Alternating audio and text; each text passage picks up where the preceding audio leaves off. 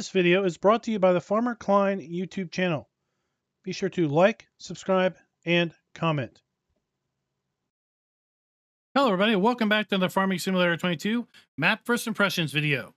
Today we're going to take a look at Western Australia. But before that, this video is brought to you by Tank Fooder and Viking Hammer 73. Thank you for being farm barons. So this version of the Western Australia map can be found over at the farmingsimulator.com website or the in-game downloadable content menu. And as of the 1.0 release, this version is available for all platforms.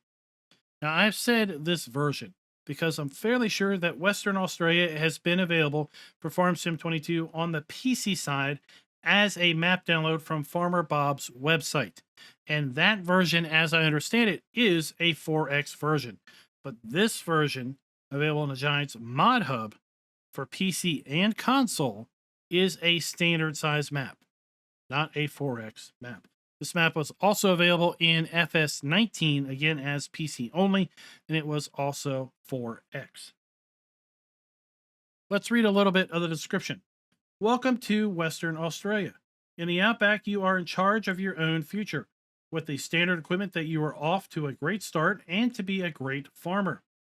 This map includes 27 farmlands, 25 fields, 3 self-owned fields at the start, several large fields, and, as Farmer Bob says, great startup equipment. Let's go ahead and load on in. We are going to use the mods that we typically use when we take a look at maps. That is additional field info, additional game settings, field lease, field calculator, and precision farming. I will say that I loaded this map up in Farm Manager mode and Start from Scratch, and in both of those play modes, you do not own any land, you do not own any machinery, nor do you own any buildings at the main farm. So if you want to build out your own farm, buy your own machinery, then Farm Manager or Start from Scratch is the play mode that you're going to want. Here in New Farmer mode, which is what we are looking at right now, we do own some land, we do have a farm built out, and we do have starting machinery. Let's go ahead and take a look at the PDA.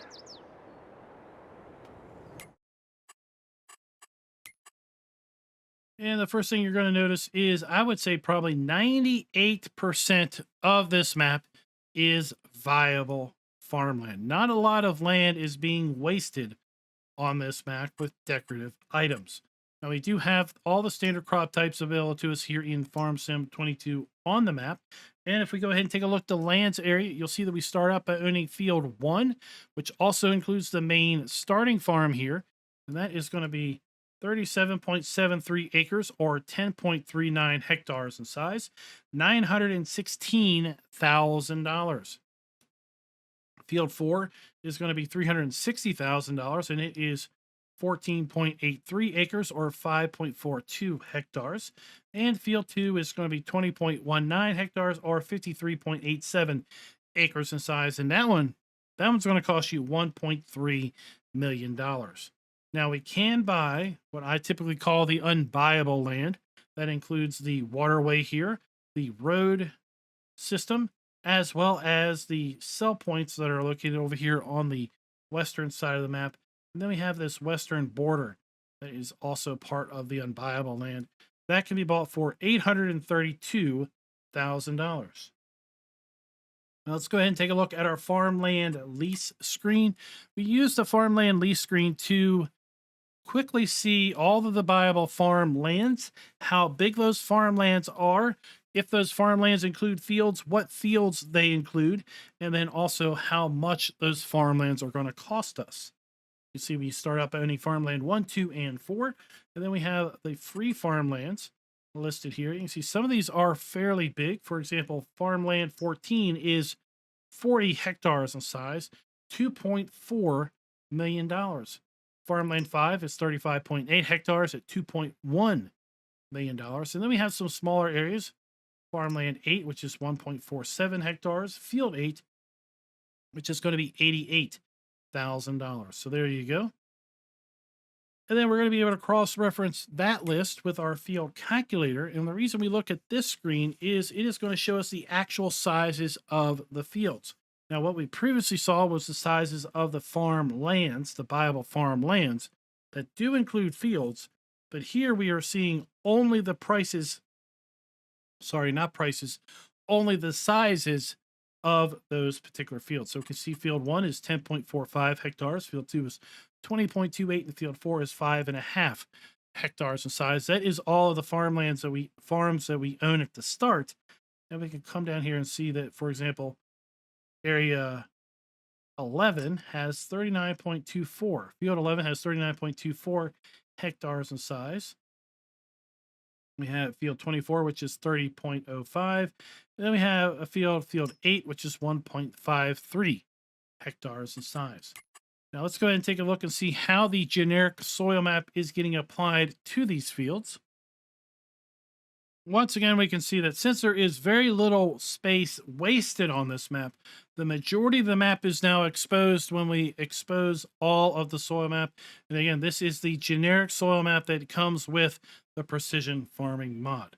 Now let's go ahead and take a look at our crop calendar. And the first thing you're going to notice is we are starting in February as opposed to the normal time when we normally start in August.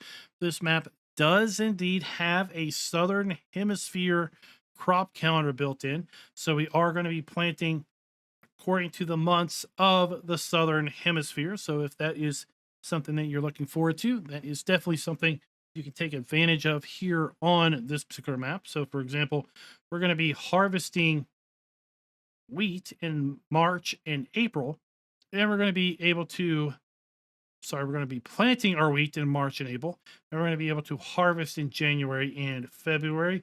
We're going to be planting our oats in September and October, and then harvesting them in January and February. We're going to be planting our corn in October and November, and harvesting them in April and May. If we take a look at our prices screen, you will see that we can indeed sell all of the available crops that we can grow on this particular map. We also have the ability to sell all of our animal outputs, as well as our silage, hay, straw, and grass. We do not have the ability to sell wood or wood chips listed, so there isn't a sawmill on the map, but that's okay because we really don't have a whole lot of cuttable trees either. We take a look at our productions. We do indeed have the ability to sell each and every base game production item that we can produce at the Corgi station. So that is also a very good point. Now this map has just 3 production areas built in, but again, that doesn't mean that you can't go and put down more production, and you will be able to sell any base game production item that you do put down. This map does have the ability to buy bulk lime. This map does not have a stone crusher, so if you do play with stones enabled, you will need to put down your own stone processing facility. And if you do use pumps and hoses, you will see that the separated manure is going to be available for sale at the animal dealer. Let's go ahead and take a look at that ample starting fleet. We do start out with a decent list of equipment. All of it is new, none of it is leased. We start out with 11 chickens, 10 chickens and 1 rooster to be exact. We do have contracts available on the map. We also own the small greenhouse at the start, and this map does include the 100 Elm Creek collectibles. Let's go ahead and take a look at our starting fleet in a bit more detail. We start out with the Massey Ferguson 8S205 medium tractor. We have a Fendt 942 Vario and the JCB Fast Track 8330 large tractor. We have the Mack Superliner 6x4 semi. We have the Axleflow 9250 harvester that is paired up with the TerraFlex Draper 45-foot grain header, as well as the 18-row 4418 in case corn header. We have our 1986 Lizard pickup truck, as well as our Mahindra Retriever. We own the Crampy SKS 301050 semi-trailer, as well as the big body 750S trailer and the ANS 1900 small trailer. We have the Elo Scorpio 550 stone picker, which I think is a little ironic because we don't have a place to take those stones because we do not have a stone crusher built into the map. We have the Vanderstand NX Extreme 1425 cultivator, the Amazon Citan 15001C seeder. We have the Hardy Delta Force pull behind herbicide and liquid fertilized sprayer. And then we have the Amazon ZGTS 10001 solid fertilized spreader. And that is our starting fleet. Now we take a look at our mods and DLCs. You will see that we do not have an entry for the map, so that is telling me that we do not have any customized vehicles or machinery that is available as part of this map. Let's go ahead and do the farm tour. Well, right here we have our main farmhouse. So we have our sleep trigger, and then we have our wardrobe trigger inside the garage. Right there.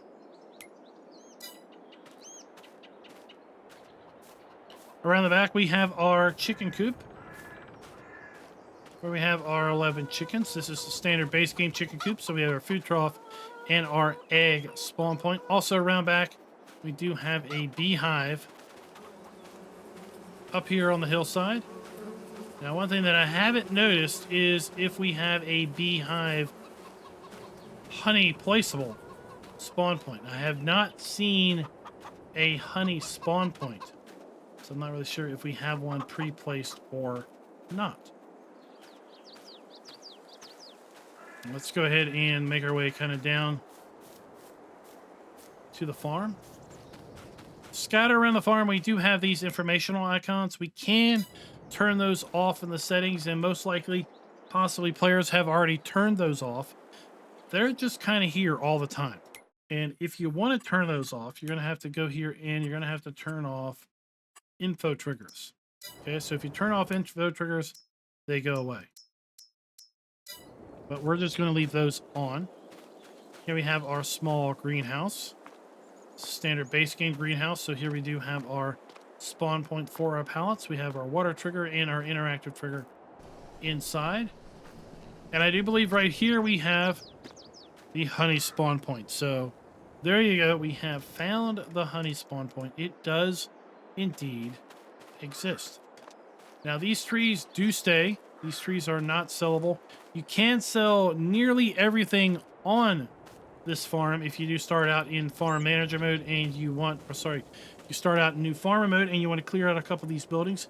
You can indeed do that. And again, if you start in new farm, if you start in farm manager mode, none of these buildings are going to exist on this farm, nor will the fencing exist. You can also sell the fencing. So a decent list of our starting equipment is going to be inside our shed here, including a nice deer. Thank you. Here we have one of the lime buy points. More of our starting machinery. We have a fuel tank that is currently empty. We have a liquid fertilizer tank that is also empty, as well as a solid fertilizer tank, also empty. We have a water trigger. Our main lane coming in and out of the farm. We do have a workshop trigger. Now there are two trigger markers here. This one obviously works because that is where our pickup truck was. And that did show up in the workshop trigger when we activated it. Now we'll say if you sell the shed, the triggers and the workshop trigger remain. You cannot sell the workshop trigger. It is permanently embedded in new farmer mode. Oddly enough, if you start out in farm manager or start from scratch, the workshop trigger is not here. The trigger markers are here, but the workshop trigger is not here in those particular play modes. Here we have a silo that stores seed or mineral feed. It is empty. And then we have another liquid fertilizer silo over here that is also empty. We have 8 silo extensions that are over here part of our grain silo complex. Then the middle is just a standard base game farm sim silo. So we have our dump station and our fill pipe right there. And that is basically the main starting farm. Highlights are you can indeed sell anything for the most part as far as buildings that are on the farm here. The only big rare exception is going to be this workshop trigger in new farmer mode. But in farm manager mode or start from scratch mode, none of this is here. This is all completely empty. Let's go ahead and take to the skies, and we're going to do an aerial tour. And I don't think we're going to do a drive around on the map because really, if we look at the PDA, there's two main points of interest. There's the main farm here. There's a mill, a flour mill off in the distance. Then everything else is over there. The rest of this is just fields. And we can fly around there a little bit, but it's just, for the most part, fairly flat agricultural fields. Now, one thing to note is, as you see, there are some power lines that are running through the fields, kind of running at a diagonal across the map. These power lines do have collisions. So if you run with hired help, your hired help will avoid these. If you're on PC and you're using Courseplay will avoid these unless you use the, I think it's called Locate Islands or something feature. So they are things you will have to work around. Also scattered around the fields, you're going to find these little water holes with trees. And that's pretty much where the trees are on the map. So over here we have one of our 3 productions that are built in. We have a flour mill over here. The other 2 productions are a spinnery and the greenhouse at the main farm. While there are just 3 productions built in, we are going to go ahead and give the map a full point because we do have 3 productions built in. And if you should so wish, you could put down additional productions kind of over at the sell point area. Or ultimately, you could sacrifice some fields, although I really don't like doing that. You could sacrifice some field area for the purpose of putting down additional production. Now, I said at the intro that this was a standard size map. And the reason I know that this is a standard size map is because if we look at our map coordinates down in the lower left of the screen, you see that we are running right along the eastern edge of the map here. And our coordinates are 2023. And then we are slowly incrementing up our second set of coordinates as we move further south. A 4x map would be twice as wide and twice as tall as a standard size map. A standard size map's maximum width is 2048 and its maximum height is 2048.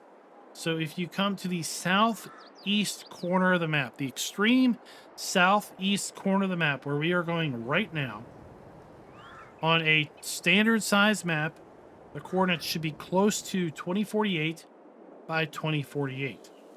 If we are on a 4x map and we are at the extreme southeast corner, our coordinates should be around 4096 by 4096. What are our coordinates right now? 2035 by 2040. Therefore, this is a standard size map. Other ways I know that this is a standard size map is the fact that we are moving across the map at a fairly good clip without going in and really modifying our player's speed settings. So you can see how fast our character is moving across the map. If we were on a 4x map, our character would basically move half as fast. It would take us twice as long to move across the map. So here we have that river that's runs diagonally through the map. Again, we can buy the river if we want. We can also buy the road, the main road network.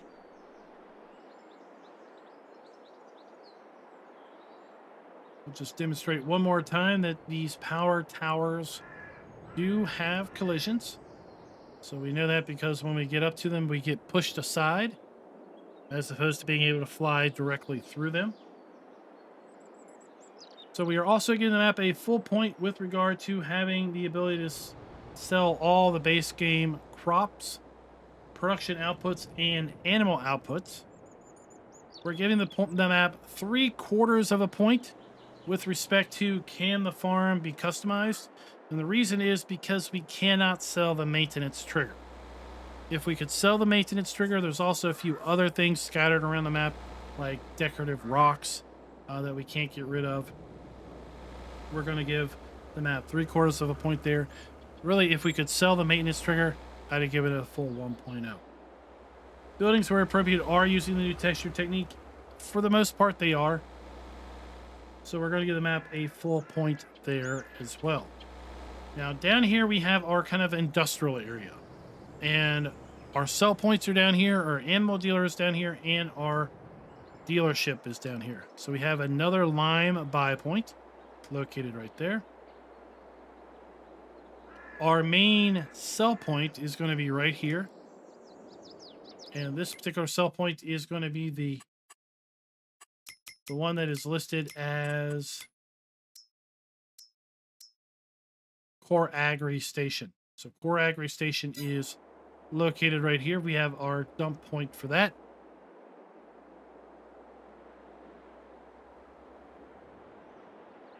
As we progress further up, we have our workshop trigger for our dealership. So our dealership trigger is located right here. Our dealership right here in order to buy things. Now, with respect to player interactive areas clearly marked, we're going to take a little bit off because we have extra icons, extra indicators that, quite frankly, I think are going to confuse players. So here we have what looks like one of the larger base game silos. We also have down here various meridian bin single grain silos or single bin silos. And if we look at our PDA, we have icons for that. We've got flat bottom bin. We have our NL 1622 6000. That is a silo. We have lots of flat bottom bins over here. They have the same icon as our silo system that's at the main farm, right? Implying that these are dump stations. We're able to dump product into these.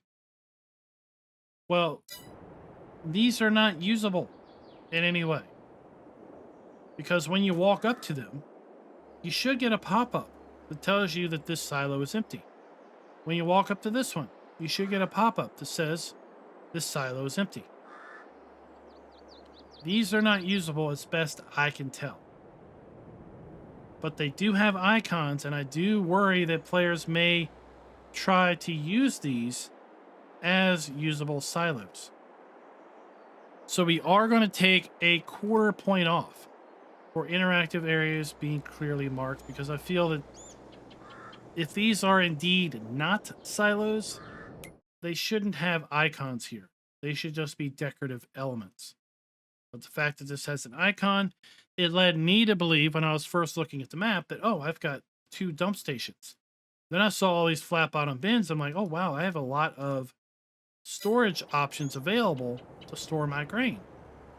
But I think these are all, for the most part, decorative elements of this sell point, as opposed to actually being storage.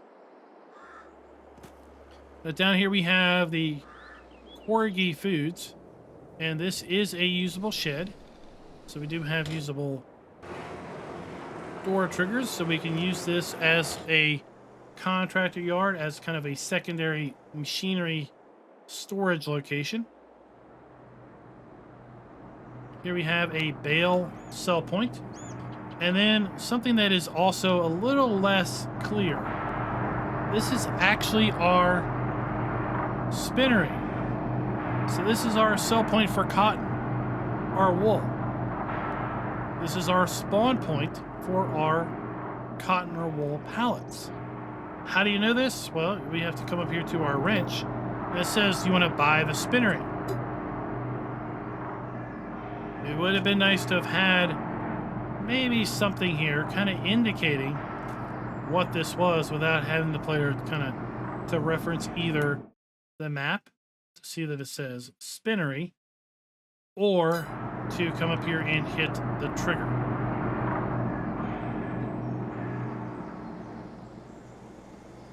Over here we have a fuel storage.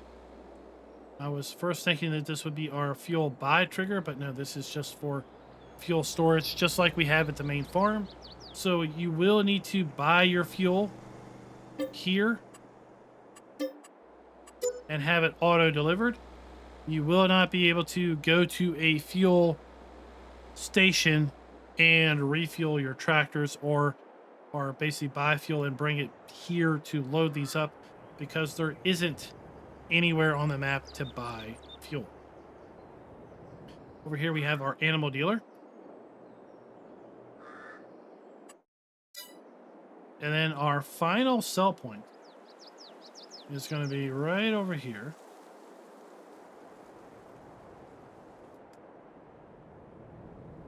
And this one is listed as selling yard grain station. So if you look at our prices screen, you're going to see that some of these are going to be available for sale at the selling yard grain station and others at Corgi station.